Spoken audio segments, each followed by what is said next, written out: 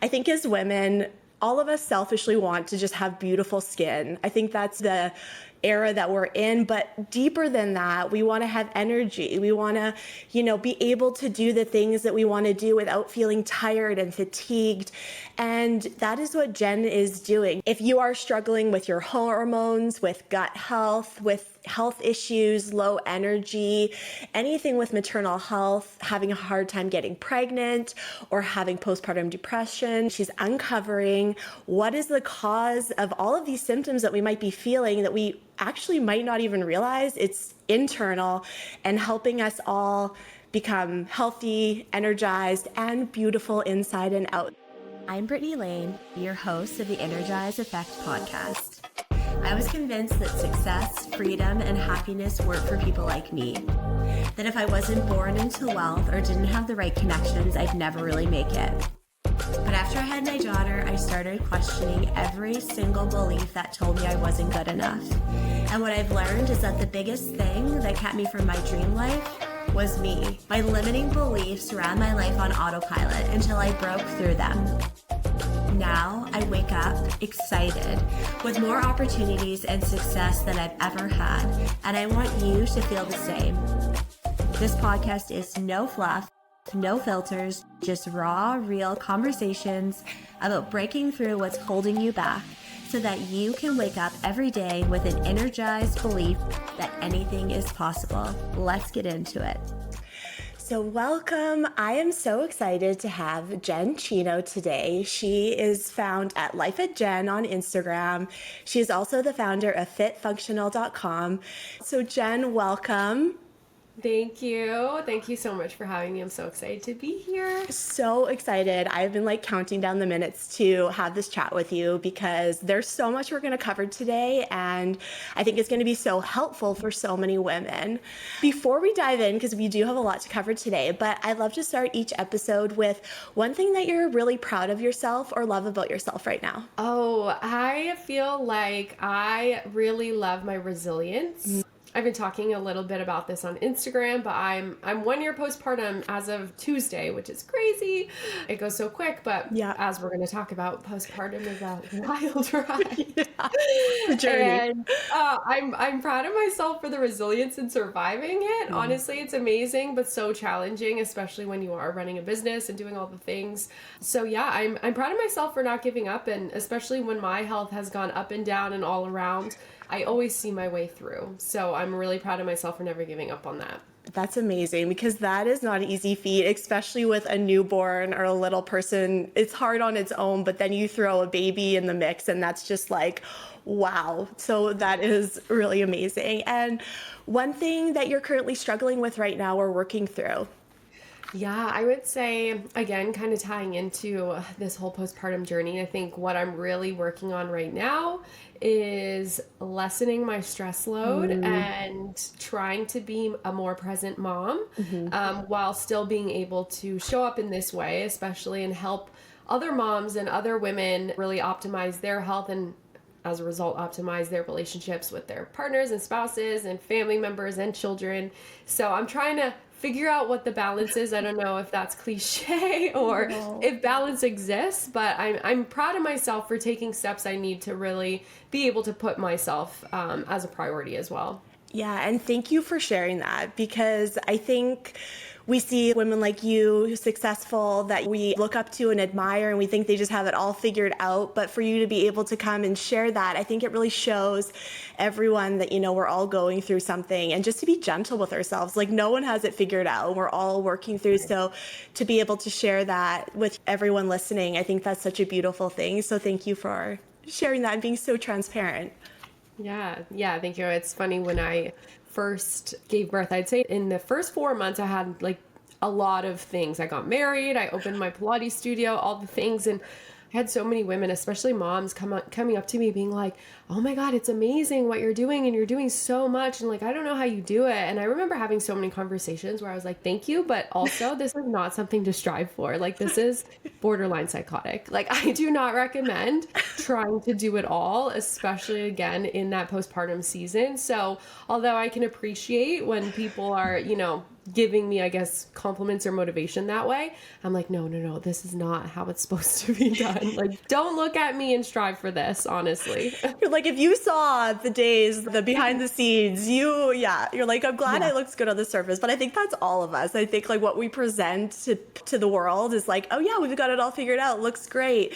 But I think every single one of us behind the scenes, I'm a crazy person sometimes. Like some days I don't know if I'm coming or going. We added a new puppy and I'm like, who am I? Why did I do this? Remind me. But yeah, I think it's just like kudos to us and everyone. It's like we still show up, even though shit might be falling apart in the background, but we still show up and we still just like do the damn thing every day. And I think that is women, men too, but I think especially women with, little ones and trying to manage everything, we're badass. So Yeah.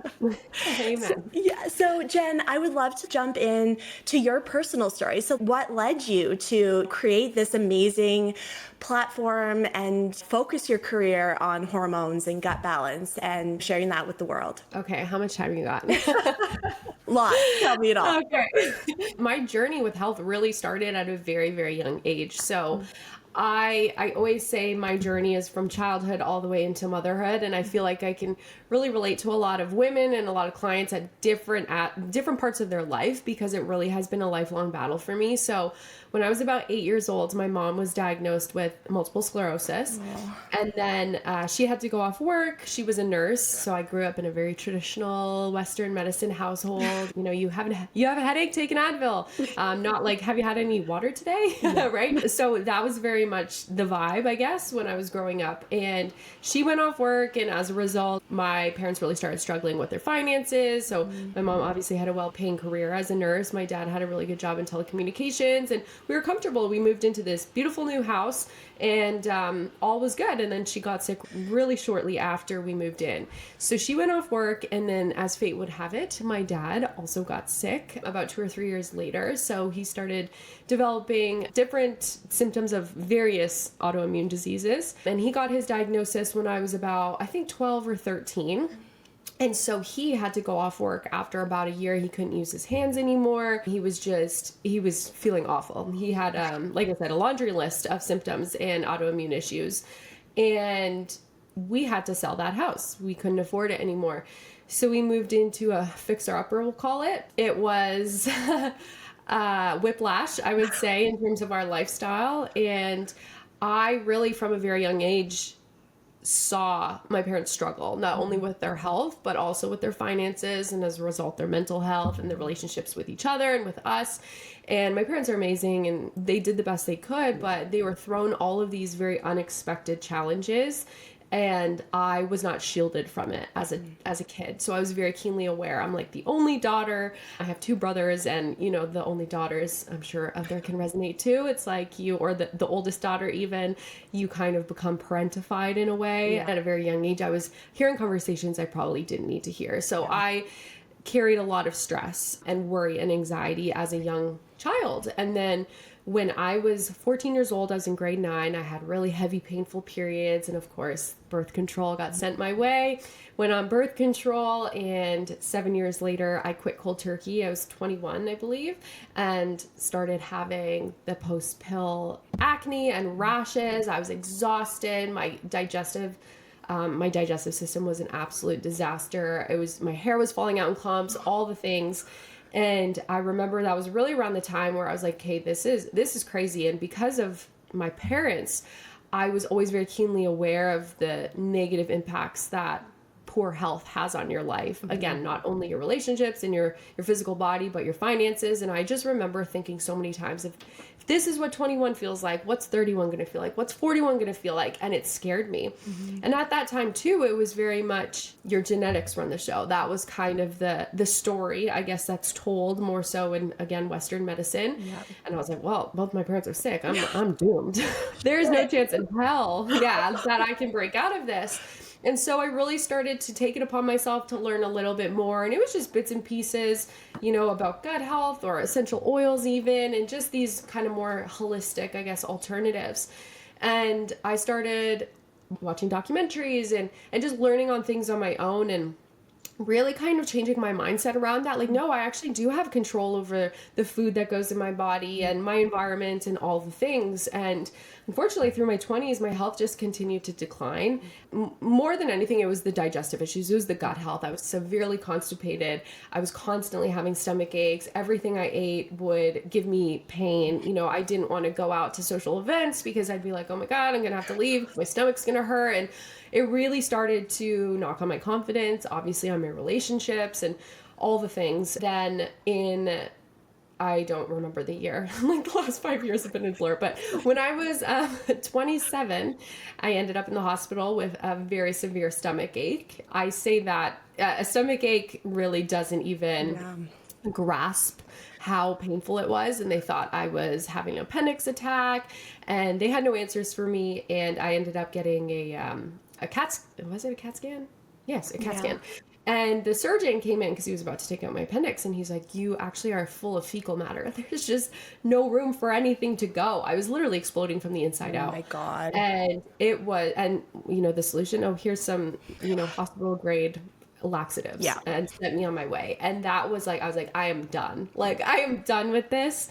And that's when I really started getting intentional with my health. And honestly, like, doctors didn't help me up until this point. For the last 7 years, they haven't helped me. I haven't seen them help my parents. It was just like a pill for every ill. And I was like, you know what, I'm done.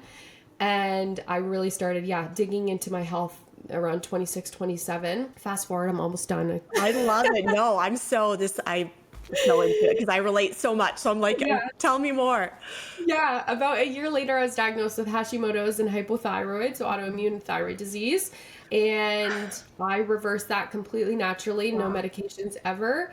And then came the time for me to want to start conceiving. And this was in 2022, I think. And we were trying for a few months and I wasn't getting pregnant. And I was like, what the heck? I literally teach women to get pregnant. Obviously, in that time, I had done all my certifications and started Fit and Functional and all the things. So I was like, okay. I literally teach women how to get pregnant every day. Why am I not getting pregnant? And it was about after 4 cycles, which again, granted, isn't a long time, but of course, you know, so many women go into TTC being like, oh, it's going to happen on the first month. First time.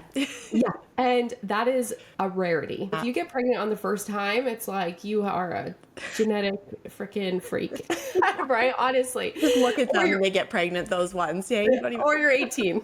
Like, either one, right? You're just a young, fertile myrtle, but not at 31.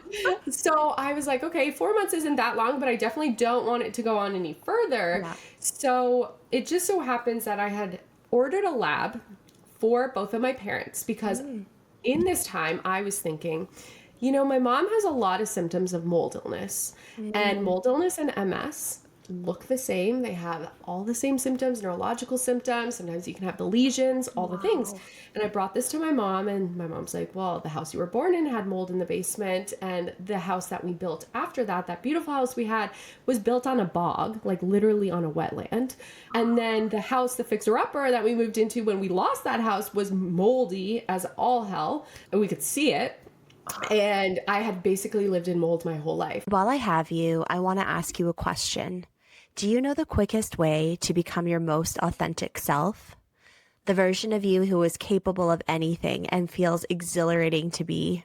The version of you that calls in wealth, love, and your dream life where anything is possible. Well, here it is. We usually have a major block that we don't see. But once we discover it and know it, we become aware of it. And that's when we can start to make changes, even unconsciously. So uncover your block to become the best version of you with this free quiz linked in the description. It's the same quiz that's helped me and so many others uncover what's holding us back. So I was like, I think you guys got sick off mold, or at least that's a huge contributing factor. And it just so happens that on the day I received my hormone results from the Dutch test to see what was going on with my fertility, I received my parents' results for their organic acids test, which looks at mold in the gut, essentially. My mom had the most black mold I'd ever seen in my life. And my hormones came back postmenopausal. I was 31 years old. I had no estrogen, no progesterone, no testosterone. It was literally the hormone panel of a 65-year-old woman. And I remember I just cried. I was like, how the hell? How am I going to get out of this? Like, I know how to get out of this, but like, I'm not getting pregnant anytime soon. And then I thought, mold does this. Mold trashes your sex hormones. And I ordered myself a mycotoxin test, got that back about a month later. And just to give you perspective, the threshold is under 7 is normal. And I was at 296. What? Insane mold illness. And I was like, okay, this is obviously my digestive issues playing into it, probably my Hashimoto's, my infertility, all the things. And I started a mold detox. It was horrible. I had all the symptoms, all the side effects. I was on it for about 90 days. And then I put my mom through a mold protocol as well. She was on it for 6 months. She no longer has any symptoms of MS. She's off all of her medications. She doesn't walk with a cane anymore. She doesn't nap every single day anymore. She's downstairs taking care of my baby. Like it's bittersweet because for her, it's like, I'm so happy. I feel good now. But how sad that the last 25 years, I lost my career, I lost my house, I lost all these things. I lost the ability to live fully and, show up for my kids. And this was never even mentioned in Western medicine by all the doctors and specialists and neurologists and all the things. And so anyways, long story short, very long story short, my mom is much, much better. And I ended up getting pregnant after I detoxed the mold. And now obviously I have a 1-year-old. So to say I'm passionate from childhood to motherhood would be an understatement. So I truly have had health really at the forefront of my entire life, really. And again, seeing how good health can transform your life in such beautiful ways and your family. And I feel like I'm truly breaking these generational patterns. I do not have genetics on my side. Let me tell you, I come from a long family of alcoholism and depression and obesity and diabetes and kidney disease and autoimmunity. Like I am truly the only healthy person in my family at this point. Yeah. I'm so proud of myself for breaking that because now I'm able to teach my daughter and hopefully future children as well how to take care of themselves and that they really are in so much more control than we've been led to believe over our health. I am in awe of your story because first of all, I think people listening to this, I think they might have just had an aha moment. I think there's so many people doing fertility and they're doing all of these things but to just be like, hey, let's check for this. What tests was it that you did just for the listener if that is something that they're struggling with?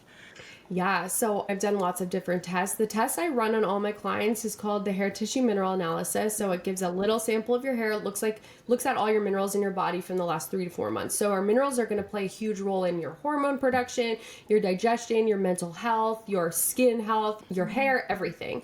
So that is a big one for both our preconception and definitely our postpartum. I mean, pregnancy rips through your minerals like no other. And then especially if you're breastfeeding after, so many women, and especially so many women are going into pregnancy really depleted. Yeah. And then we're wondering why, so many women struggle with rage and PPA and PPD and all the things. It's like you have nothing, your body has nothing to work off of. Yeah. So that's a huge one. And then the GI map is the gut test. So it's going to look at your microbiome, your digestive function, inflammation, parasites, pathogens, anything that can cause really mineral deficiencies, inflammation. We were talking before the podcast, things like PCOS can be driven from inflammation in the gut. So it's really such a foundational thing to start with because as I'm sure most people know, gut health is tied to every other system in your body. Yeah. And your acne could actually be a gut issue. Your infertility could be a gut issue. So we really want to look deeper. So those are the foundational ones that we run on every single client. And then I did the Dutch test, which is the hormone test. Mm-hmm. I don't really recommend that, honestly, right out the gate because hormone imbalances aren't root cause. Mm-hmm. So I was able, because I had, my background and my experience to piece together like, okay, I have no hormones in my body. What is causing that? Mm-hmm. But if you were to go even to a naturopath, they'd be like, oh, well, we'll just put you on HRT or we'll put you on this testosterone boosting or testosterone depleting supplement or we'll put you on DIM to get rid of your estrogen. But it's like, okay, but why? Yeah. Why is my estrogen high? Why do I have PCOS? Why do I have no period or amenorrhea, right? So we really want to dig deeper. And then with my parents, it was the organic acids test. So I don't run that on a lot of clients. I don't work a lot with mold illness clients just because it's a lengthy emotional process, because then a lot of people have to move and remediate, and it's expensive. And so I just feel like people who work with mold, like we've worked with lots of women with mold, but it's usually, we find it after they've started working with us. And we know how to support people through that, but that's definitely not like my area of focus for that reason, because it's just such a process that I feel like people who work with mold have to only work with mold illness. Yeah, there's so much depth to it. Yeah, exactly. So it's good to have someone, a functional practitioner, who's able to, again, kind of look from a wider lens perspective and be like, okay, these are the symptoms, but what could be driving it? And we'll run the labs accordingly to figure that out. Yeah, I love that. I think that's a really good starting point for anyone listening. Like, hey, I am having this symptom, and for them to just be like, okay, like this is something I could get tested. So I appreciate you sharing all that. And like what you said about finding the root cause, I think that's so important. I was a nurse for many years, and I saw all these patients, and it's like, okay, they are on medication, and all of a sudden they have a symptom, and we add a new medication, and now there's a new symptom. And it's like, there was patients that were on like 70 medications, and I'm just like, I got to a point where I'm like, this is crazy. Like what is underlying? And that is what personally brought me to like hypnotherapy, is believing like, what are the beliefs? But I love that you shared that also, this like belief that like, well, I don't come from a family that's healthy, my genetics aren't good. But I love these moments where like we can see in pure form, like that doesn't have to be me. Those are beliefs that someone told me, like, oh, genetically I'm this and this, but it's like, no, I don't have to be, I get to choose. And just how powerful those beliefs are. And I just love these moments where it's like, look, here's living proof. She had everything against her, but you are deciding like, that's not me, and I'm going to be a healthy, happy, you know, mom, woman. So I love that. Thank you. Yeah, I really try, and especially lately, I feel like in my social media, I'm trying to get that point across, especially after giving birth. I had this conversation a couple of weeks ago with a friend of mine who's a practitioner as well. And she was like, she mentioned something about like me bouncing back, and, you know, she meant it out of a compliment, as they usually do. And I stopped her and I was like, listen, I said, I do not have anything in my deck of cards that would propel me further faster than any other woman. Yeah. Like I said, my genetics, you would not want them. Let's just put it that way. You wouldn't want them. Skip. The obesity, the alcoholism, the depression, the mental health things, all the things, like I said, diabetes, all the things. Mm-hmm. I am not lucky. I am not, you know, genetically enhanced in any regard. In fact, I probably have to work harder than the average person. So if you are just looking at me from the outside, especially when I'm posting, you know, it's hard with social media too, because when you're posting transformations, a lot of the time it's like body transformations. It's like, you can't see my happiness. You can't see my mental health and my brain. Like, I can't show you my guts. Mm-hmm. Like, the only thing you can really see is that tangible transformation from, you know, I gained 55 pounds when I was pregnant and I lost it. And like, my thyroid is getting better and all the things. And I was losing hair. And there's some things you can see. And I really just try and get that message across, where it's like, I am not lucky. And, you know, I was able to, quote unquote, bounce back to the average person because of all the work I put in, because of how I prepped my body for pregnancy, because of the daily rituals and the lifestyle habits and the non-negotiables, truly, that I've implemented. And it didn't happen in 1 month. It didn't happen in 6 months. It's been cumulative, you know, me picking up on things since I was 8 years old, of like, that doesn't feel good. Oh, maybe I shouldn't do that. I saw my mom drinking Diet Coke, you know, a liter a day. Maybe that's probably not the best way to optimize your health. You know, I've picked up and been very keenly aware of these things. And so my point in saying all this is, I really want people to understand, and women, that it doesn't matter what your mom looks like or what your dad was or who your brother is, because you have so much control and you can truly change your life. You just need the right strategy. And I think, of course, that's where so many people, I guess, like go awry. They don't have the knowledge. Of course, like, I don't know how to change my tire. That's why I bring it to the tire repair shop. That's why I let a mechanic do it. And so we also need to release that expectation that we need to know all of these things when you're not a practitioner, when you haven't done the research, when it's not your job. So there's so much we can do in our power, but finding even podcasts like this can be so helpful to learn from other people who this is my daily life. You know, this, I've helped thousands of women at this point. So anyways, I'm rambling, but there's so much you can do, and it's never ever too late. Like my mom, she's 62 years old, and she stopped having her symptoms of MS when she was 60. It's crazy. And I think you could relate probably too, but like you're very thin, you're very like fit, you know, like we take care of ourselves. And I feel like I get a lot of time like, oh, well, it's just easy for you. Like that's just who you are. It's genetics. And I'm like, actually, no, I work at it. I eat very healthy. I am like, I listen to my body. I go and I move my body every day. It's not just because I'm lucky genetics. It's because I work at it and I put in the effort. And I think that is also like a really good reminder for someone who is like, oh, well, I just have shit genetics. Like I'll never look like you. And like, obviously we all have different body, we're made up differently, but generally speaking, we all can be healthy. We all can be fit. We all can be happy. But like, I think a lot of people have this idea that like, well, it's not possible for me because my mom and dad, and I love that you said that. It's like, you are living proof.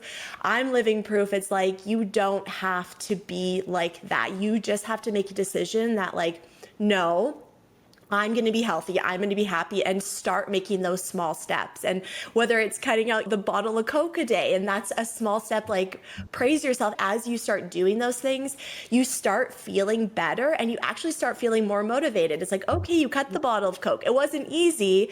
Okay, well now I'm going to do half an hour walk once a week. Oh, that feels good. Now let's do that twice a week.